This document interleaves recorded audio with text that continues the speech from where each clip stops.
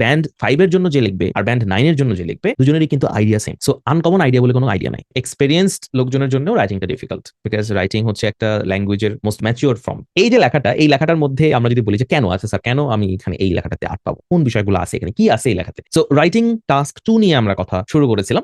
So far আমরা জানি যে টাস্ক 2 তে আমাদেরকে একটা এসে লিখতে দিবে। এসেতে আমাদেরকে 250টা ওয়ার্ড লিখতে হবে মিনিমাম। কি কি টাইপের এসে আসতে পারে? ফার্স্ট টাইপটা হচ্ছে স্ট্রং অপিনিয়ন, জোরালো ভাবে নিজের মতামত বলা, ফর অথবা এগেইনস্ট, পক্ষে অথবা বিপক্ষে। ফর মানে পক্ষে, এগেইনস্ট মানে বিপক্ষে। দ্বিতীয়টা হচ্ছে ডিপ্লোম্যাটিক অপিনিয়ন, যেমন ডিপ্লোম্যাট মানে কূটনৈতিক। হ্যাঁ, সো সে চেষ্টা করবে বোথ সাইড একটা ব্যালেন্স রাখা। ওকে, ব্যালেন্স রেখে চলার চেষ্টা করে। এটা হচ্ছে ডিপ্লোম্যাটিক অপিনিয়ন, যেখানে আপনি বোথ ভিউজ বলবেন, পক্ষে অথবা বিপক্ষে না, বোথ সাইড কি আলোচনা করবেন, বোথ ভিউজ বলবেন। আর শেষটা হচ্ছে অবজেক্টিভ অপিনিয়ন। অবজেক্টিভ অপিনিয়ন মানে হচ্ছে যে কোনো বিষয়ে আপনার মতামত থাকতে পারে। সো আপনি শুধু কোনো একটা বিষয়ের সুবিধা অসুবিধা নিয়ে কথা বলছেন। প্রোজ এবং কনস। প্রোজ মানে সুবিধা, কনস মানে অসুবিধা, অ্যাডভান্টেজ এন্ড ডিসঅ্যাডভান্টেজ। এটাতে আপনার পার্সোনাল কোনো প্রিডিসপোজড অপিনিয়ন থাকার দরকার নেই। এটাকে বলা হয় অবজেক্টিভ অপিনিয়ন। ওকে, সো এই টোনগুলো খুব ইম্পর্টেন্ট। এক একটা এসেতে আমরা এক এক রকম ভাবে নিজের এই টোনটা ফুটিয়ে তুলি। সো আজকে আমরা যে টপিকটা নিয়ে কথা বলবো সেটা হচ্ছে parents often buy their children many toys. বাবা মায়েরা প্রায়ই তাদের বাচ্চাদেরকে অনেক খেলনা কিনে দেয়। What are the advantage and disadvantage of children having a large number of toys? This is the topic of your essay. এখন এটা কোন টাইপের এসে? এটা কি স্ট্রং অপিনিয়ন, ডিপ্লোম্যাটিক অপিনিয়ন, নাকি অবজেক্টিভ অপিনিয়ন? প্রশ্নে কি বলা হয়েছে? What are the advantage and disadvantage of this? So আমরা একটু আগে দেখেছি যে প্রোজ এবং কনস, প্রোজ অ্যান্ড কনস মানে হলো অ্যাডভান্টেজ, ডিসঅ্যাডভান্টেজ। এবং প্রোজ এবং কনস কি ধরনের এসে বললাম মাত্র বলেন? Objective opinion, absolutely objective opinion. So প্রত্যেকটা এসেতে আমাদেরকে অ্যাটলিস্ট 4টা প্যারাগ্রাফ করতে হয়। ইন্ট্রোডাকশন, 2টো বডি প্যারাগ্রাফ, একটা কনক্লুশন। এটা হচ্ছে অ্যাটলিস্ট। যদি আপনি চান আপনি আরো বেশি প্যারাগ্রাফ করতে পারেন। However, number of paragraphs will not change the score that you get. আপনি বেশি প্যারাগ্রাফ লিখলে আপনি বেশি নাম্বার পাবেন, বা বেশি বড় লিখলে বেশি নাম্বার পাবেন, এমন কোনো বিষয় নাই। Before I show you my sample answer, I want to get your opinions. আপনারা বলেন কি কি ধরনের অ্যাডভান্টেজ এবং ডিসঅ্যাডভান্টেজ আছে? সুবিধা হচ্ছে বাচ্চারা তাদের মোবাইল এডিকশন থেকে তারা নিজেকে সেভ করতে পারে। স্মার্টফোন এডিকশন থেকে তারা দূরে থাকতে পারে, স্ক্রিন টাইম কমিয়ে আনা সম্ভব। আচ্ছা, আর অসুবিধা?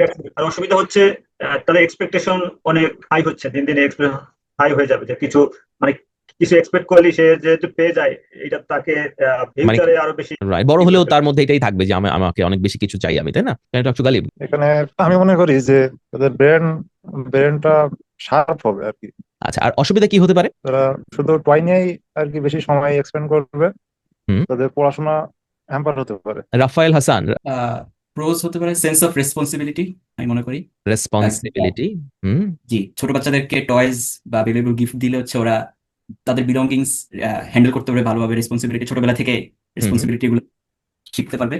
তারপর হচ্ছে আমি মনে করি মোটিভেশন, তাদেরকে গিফট অথবা টয়েস দিলে তাদের মোটিভেশনটা ইনক্রিজ করে। এটা হয়তো ভবিষ্যতে তাদের এভাবে গিফট দিতে থাকলে হয়তো তাদের পড়াশোনা বা অন্য কিছুতে এনকারেজ করবে। আচ্ছা, অসুবিধা কি হতে পারে? কনস কি হতে পারে? কমস হতে পারে I think lack of appreciation. যদি বেশি গিফট দিতে থাকি বা খেলনা দিতে থাকি, বাচ্চারা তা এটাকে গ্র্যান্টেড হিসেবে নিয়ে নিবে বেশি। আমি মনে করি যে ম্যাটেরিয়ালিজম এরকম কিছু, যে তারা খেলনা নিয়েই বেশি পড়ে থাকবে, বা দুনিয়ার হচ্ছে আশেপাশে যে আহ, মাঠে খেলা বা অন্য কিছু এগুলো নিয়ে বেশি ইয়া থাকবে না আর কি। এটা মনে হয় মানে বেশি যদি চয়েস দেয় তাহলে ওরা ফিজিক্যাল অ্যাক্টিভিটি কম করবে, দৌড়ানো বা মানে মাঠে গিয়ে খেলা, যদিও এখন মাঠ নাই তারপর মানে।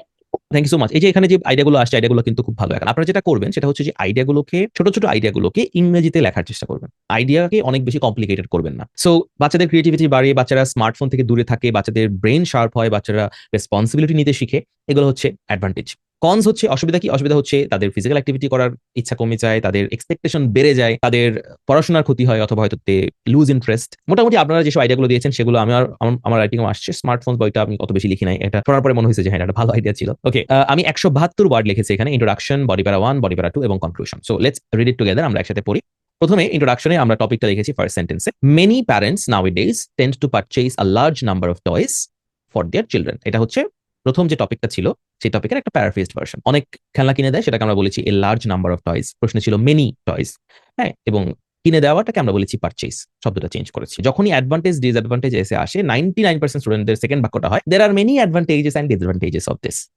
এই যে there are many advantages and disadvantages of this, এই কথাটার আসলে কোনো ভ্যালু নাই। আপনি সরাসরি সবচেয়ে ইম্পর্টেন্ট যে দুটো ফ্যাক্টর, সেই দুটো ফ্যাক্টরকে ইন্ট্রোডাকশনে বলবেন। There are many advantages and disadvantages of this, এই সেন্টেন্সটা লিখবেন না। এটা এত ক্লিশেড, এত ওভার ইউজড এবং it adds no value in your essay. While this practice may benefit children's early development, এটা একটা বেনিফিট, আর্লি ডেভেলপমেন্ট মানে ব্রেইনের ডেভেলপমেন্ট বা আর্লি ডেভেলপমেন্ট হয়। হোয়েন ডান এক্সেসিভলি, যদি খুব বেশি করে মানে আপনি অতিরিক্ত খেলনা কিনে দিচ্ছেন, it can disrupt there natural attention span, এটা তাদের ন্যাচারাল অ্যাটেনশন স্প্যানকে ব্যাহত করতে পারে। ডিসরাপ্ট মানে ব্যাহত করা, বাধাগ্রস্ত করা। তৃতীয় বাক্যটা হচ্ছে থিসিস স্টেটমেন্ট। থিসিস মানে হলো এই এসের মূল পারপাস কি, এই এসেতে আমি কি করতে চাচ্ছি। তো থিসিস স্টেটমেন্ট লিখেছি, দিস এসে উইল এক্সপ্লোর, এই যে কথাটা মুখস্থ করে রাখতে পারেন। দিস এসে উইল এক্সপ্লোর মানে এই এসেতে বলা হবে how an abundance of toys can foster creativity. Foster শব্দটার মানে হলো কোনো কিছুকে কেয়ার করা। তা যদিও অনেক খেলনা থাকলে ক্রিয়েটিভিটি বাড়ে, ইয়েট কম্পাউন্ড একটা structure also contribute to behavioural and developmental concerns. যদিও অনেক খেলনা থাকলে বাচ্চাদের ক্রিয়েটিভিটি বাড়তে পারে বা বাড়ে, কিন্তু এটার কারণে অনেক রকমের তাদের বিহেভিয়ারাল এবং ডেভেলপমেন্টাল প্রবলেম হতে পারে। ওকে, তিনটা মাত্র বাক্য ইন্ট্রোডাকশনে লিখবেন। ফার্স্ট সেন্টেন্সটা হচ্ছে টপিক, সেকেন্ড সেন্টেন্সটা হচ্ছে টোন, লাস্ট সেন্টেন্সটা হচ্ছে থিসিস। এবার আমরা প্রথম বডি প্যারাগ্রাফে চলে আসি। ফার্স্ট বডি প্যারাগ্রাফে আমরা অ্যাডভান্টেজ নিয়ে কথা বলছি, কি কি সুবিধা আছে সেই সুবিধাগুলো নিয়ে আমরা কথা বলবো। সো এখানে বলছি যে on the one hand, starting a, having access to a wide variety of toys, যদি অনেক ধরনের খেলনা থাকে, can be extremely beneficial for children's cognitive and emotional development. Cognitive মানে হচ্ছে মেধা, আর ইমোশনাল মানে হচ্ছে যে তার emotional intelligence. This is because a diverse collection allows children to explore multiple interests which can encourage independent learning and adaptability. এটার মাধ্যমে তাদের নিজে নিজে কোনো কিছু শেখার ক্যাপাসিটি, কোনো কিছুর সাথে খাপ খাইয়ে নেওয়ার ক্যাপাসিটি তৈরি হয়। In this way, toys can serve as valuable tools that support early education and holistic growth. Holistic মানে সার্বিক উন্নয়ন, সার্বিক যে গ্রোথ সেটা হয়। তাহলে আইডিয়া, তারপরে সেই আইডিয়াটার একটা সাপোর্ট। প্রথম সেন্টেন্সটা হচ্ছে আইডিয়া, পরের সেন্টেন্সটা দিস ইজ বিকজ, এটা হচ্ছে সাপোর্ট, তারপরে সেন্টেন্স ইন দিস ওয়ে, এটা হচ্ছে এক্সপ্লেনেশন, লাস্ট সেন্টেন্সটা হচ্ছে এক্সাম্পল। ফর ইনস্টেন্স এর মানে হলো উদাহরণস্বরূপ, toys that involve building, problem solving or role playing can stimulate imagination and enhance motor skills. Motor মানে হচ্ছে হাত পা নাড়ানো, হ্যান্ড আই কোঅর্ডিনেশন। সো এখানে বডি প্যারাগ্রাফের স্ট্রাকচারটা কি, যেমন ইন্ট্রোডাকশনের স্ট্রাকচার হচ্ছে 3T, topic, tone, thesis. Body প্যারাগ্রাফের একটা স্ট্রাকচার আছে, সেটা হচ্ছে ISEE, I for idea, S for support, E for explanation and E for example. Okay, so আচ্ছা, একটা কোশ্চেন ছিল, হ্যাঁ, যদি শিওর বলতে শিওর, পারো? Of course. এটা কত ব্যান্ডের এসে বলা যাবে? এখনো তো এসে শেষ হয় নাই, আগে পড়ি।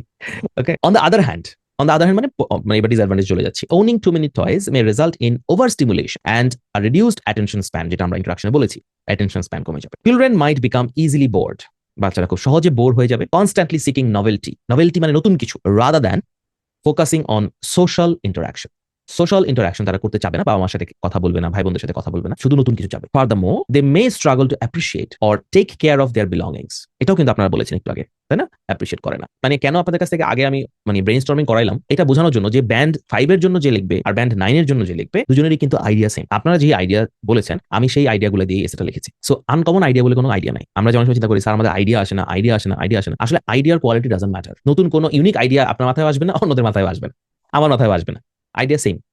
লেখার স্ট্যান্ডার্ড ডিপেন্ড করে আপনি আইডিয়াটাকে কিভাবে এক্সপ্লেন করছেন, কি ধরনের সেন্টেন্স ব্যবহার করছেন, কি ধরনের গ্রামার ব্যবহার করছেন, কি ধরনের ওয়ার্ড ব্যবহার করছেন, কতটা গুছানো ভাবে, কোহেরেন্স বলে এটাকে, ইউনিটি বা অর্গানাইজেশন বলে। আপনার লেখার মধ্যে কোহেরেন্স কেমন, তারপরে ভোকাবুলারি ব্যবহার, গ্রামারের ব্যবহার তো আছে। ওকে, সো আইডিয়া নিয়ে যে টেনশন আপনাদের আছে যে আইডিয়া আসে না মাথায়, এটা টোটালি বোগাস একটা দুশ্চিন্তা, শুধু এটা নিয়ে দুশ্চিন্তা করার কিছু নাই। Okay, developing disposable mindset, this could also lead to materialistic attitude. Materialistic বৈষয়িক, অনেক বেশি ভোগবাদী, where value is placed on quantity over quality. Finally কনক্লুশনে এসে এবার আমরা আমাদের কিছু মতামত, কিছু রেকমেন্ডেশন দিতে পারবো। In conclusion, while a large number of toys can promote learning and creativity, যদিও অনেক খেলনা থাকলে লার্নিং ক্রিয়েটিভিটি বাড়ে, the downside such as reduced focus and materialism should not be overlooked, as excessive toys can overwhelm a child's development, বাচ্চার development overwhelm হয়ে যায়। Parents should settle for a balanced approach, প্যারেন্টসদেরকে একটু balance হতে হবে, and they should monitor how each toy contributes to learning, এবং তাদেরকে খেয়াল করতে হবে যে প্রত্যেকটা খেলনা আসলে তার লার্নিং এ কোনো কন্ট্রিবিউশন করছে কিনা। 272টা ওয়ার্ড মাত্র। সো আপনি জিজ্ঞাসা করছিলেন যে এইটা ব্যান্ড স্কোর কত হতে পারে, ব্যান্ড 8.59 এরকম, ঠিক আছে, নো লেস দেন 8। সো এই যে লেখাটা, এই লেখাটার মধ্যে আমরা যদি বলি যে কেন আছে স্যার, কেন আমি এখানে এই লেখাটাতে 8 পাবো, কোন বিষয়গুলো আছে এখানে, কি আছে এই লেখাতে, যেটার কারণে আমি এখানে 8, 8.5 পাবো। বিভিন্ন ধরনের গ্রামারের স্ট্রাকচার আছে, যেমন ধরেন সিম্পল সেন্টেন্স স্ট্রাকচার আছে, কম্পাউন্ড সেন্টেন্সেস আছে, কমপ্লেক্স স্ট্রাকচার আছে, কমপ্লেক্স কম্পাউন্ড সেন্টেন্স আছে, যেটা একটু ডিফিকাল্ট, একদম কনক্লুশনের লাস্ট সেন্টেন্সটা দেখলে আপনারা বুঝবেন। An excessive toys can overwhelm a child's development, comma, এটা একটা ডিপেন্ডেন্ট ক্লজ। তারপরে আবার parents should settle for a balanced approach, এটা একটা ইন্ডিপেন্ডেন্ট ক্লজ। তারপরে আবার অ্যান্ড, যেটা একটা coordinate conjunction, they should monitor how each toy contributes to learning, এটা আবার একটা ইন্ডিপেন্ডেন্ট ক্লজ। দুটো ইন্ডিপেন্ডেন্ট ক্লজ আছে, একটা কোঅর্ডিনেট কনজাংশন আছে, একটা ডিপেন্ডেন্ট ক্লজ আছে, সব মিলিয়ে এটা একটা কমপ্লেক্স কম্পাউন্ড সেন্টেন্স হচ্ছে। সো এছাড়া আরো ছোট ছোট সেন্টেন্স স্ট্রাকচার আছে যেগুলো আমার মনে হয় আপনাদের সবার লেখার মধ্যেই আসবে, যেমন ধরেন ডিফারেন্ট টাইপস অফ টেন্সের ব্যবহার, মোডাল ভার্বের ব্যবহার, মে, মাইট, ক্যান, কুড, শ্যাল, শুড, এগুলো ব্যবহার করলে সেটা মোডালের ব্যবহার। ওকে, প্যাসিভ ভয়েস, যেমন আপনি বলছেন should not be overlooked, conclusion it should not be overlooked, এটা প্যাসিভ স্ট্রাকচার। ইনফিনিটিভ ইউজ করেছেন, টু দিয়ে লিখেছেন, তাই না? To purchase a large number of toys, হ্যাঁ, ইন্ট্রোডাকশনে ছিল একদম। সো ইনফিনিটিভ ব্যবহার হয়েছে, মানে এক্সামিনারের পার্সপেক্টিভ থেকে এক্সামিনার কোন বিষয়গুলোকে নোটিস করলো সেটা আমি এখানে লিখেছি। জিরান্ডের ব্যবহার আছে, যেমন ধরেন having access to a wide variety of toys, second প্যারাগ্রাফের প্রথম সেন্টেন্সটাতে। রিলেটিভ ক্লজেস আছে, প্রিপোজিশনাল ফ্রেজেস আছে, in this way, in one hand, on the other hand, in conclusion, এগুলো সবই প্রিপোজিশনাল ফ্রেজেস। প্যারালিজমের ব্যবহার আছে, কমা দিয়ে যখন আমি কয়েকটা জিনিস লিখি তখন সবগুলোতে একই রকম সেন্টেন্স স্ট্রাকচার, যেমন building, problem solving, role playing. So এখানে সবগুলোতে অ্যানজি আছে, এটাও একটা সেন্টেন্স স্ট্রাকচার। সো এখানে আপনাদের আসলে কিছু জিনিস রিভিউ করতে হবে। ওকে, কি কি জিনিস আপনারা বাসায় রিভিউ করবেন, ওকে, সেটা আমি এখানে বলেছি, আপনারা একটু দেখে রাখেন। টেন্সটাকে রিভিউ করবেন, টেন্সের সবকিছু না, কোন কোন টেন্সগুলোকে রিভিউ করতে হবে আমি বলে দিচ্ছি। আর্টিকেল রিভিউ করতে হবে, সাবজেক্ট ভার্ব এগ্রিমেন্টের কিছু রুলস আছে, রিভিশন করতে হবে, এগুলো রিভিশন করতে হবে যতটুকু আপনার লাগবে। আপনি হয়তো 2-3টা ব্যবহার করবেন, ওই 2-3টা আপনি ভালো মতো রিভিশন করবেন। অ্যাপ্রোপ্রিয়েট প্রিপোজিশন, এটা হচ্ছে একটা মুখস্থ করার জিনিস। একটা শব্দের সাথে অনেকগুলো প্রিপোজিশন যোগ হয় এবং এক একটার অর্থ এক এক রকম হয়। এটা অনেক লম্বা লিস্ট, দেখবেন যতটুকু করতে পারে। 100টা লিখলে 2টা ভুল হবে, এটা স্বাভাবিক, বাট চেষ্টা করা আর কি। যদি কারো বেশি ভুল হয় তাহলে একটু রিভিশন করে নিতে হবে। লিস্ট অফ অ্যাপ্রোপ্রিয়েট প্রিপোজিশন লিখে গুগলে সার্চ করলে পিডিএফ চলে আসবে। ট্রান্সফরমেশন অফ সেন্টেন্সেস, যেটা সিম্পল, কমপ্লেক্স, কম্পাউন্ড, অ্যাফার্মেটিভ থেকে নেগেটিভ, অ্যাক্টিভ থেকে প্যাসিভ, এগুলো সবই হচ্ছে আসলে ট্রান্সফরমেশন অফ সেন্টেন্সের ভেতরে পড়ে। সো ট্রান্সফরমেশন অফ সেন্টেন্সেসটাও রিভিশন করতে পারেন।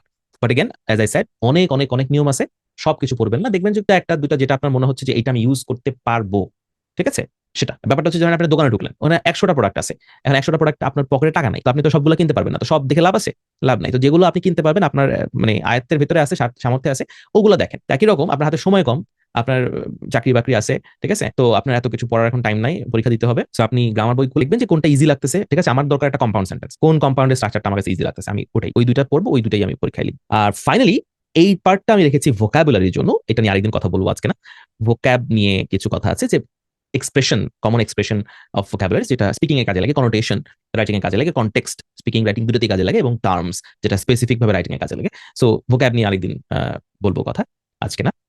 So thank you so much. পাক্কা 2 ঘন্টা ক্লাস করছেন। আমি একটা কথা বলেছিলাম, ওটা আবার একটু রিপিট করি, যে কোনো ইনফরমেশন যদি মনে রাখতে হয় তাহলে 24 ঘন্টার মধ্যে সেটাকে রিভিউ করতে হয়, ঠিক আছে, 24 ঘন্টার মধ্যে। সো যা যা আলোচনা হয়েছে এগুলোকে নেক্সট 24 ঘন্টার মধ্যে যদি আপনারা আবার একটু গো থ্রু করতে পারেন, তাহলে ইনফরমেশন গুলো মাথায় রিটেইন হবে, মনে থাকে। So my suggestion is that you go through this within the next 24 hours.